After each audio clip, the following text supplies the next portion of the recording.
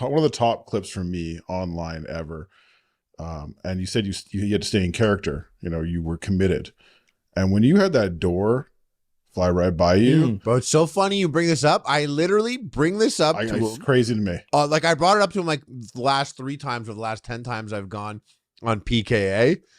And I always bring up the door, and you and I always talk about the door. But Kyle, like I literally talk about the door with Lynch. Like it comes up like once a month. It's an important like something, internet even clip. something crazy. It's just, I'm gonna be honest, like that wasn't even like that. That's probably top 5 most dangerous, scary moments, but it's not like the one. It's not like that's the not the craziest to me. To you. And to everyone listening, by the way, to everyone listening, obviously we're here with FPSrussia, and he blew up a car and a full-sized fucking truck door ninja starred past his body by like 10 inches.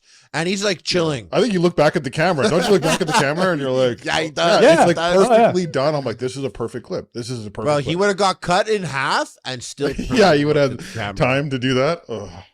See, yeah, but what was the craziest one? That's fascinating. Well, it's just that, so we it's always explosions because shit can happen, stuff's flying around, right? But there was one where we were blowing up some toilets and that porcelain breaks off in these scalpel sharp chunks that are heavy and you can't predict. And I heard some of it scatter through the field behind me, meaning it flew past me. You never saw it though. Like it's one thing to see a truck door go past you. It's like, whoa, there it went.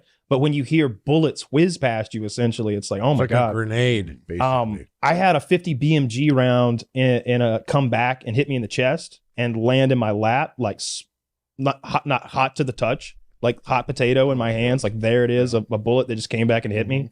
And one time I was blowing up some 55-gallon barrels at really close range with explosives in them because my main target had broken. And those were exploding into shards that were flying past me. You don't see that stuff on camera. Most of the stuff that looks dangerous is meant to look dangerous, but be safe. It's the stuff that you don't even see that I just happen to hear whiz past me. You're still not going to that door.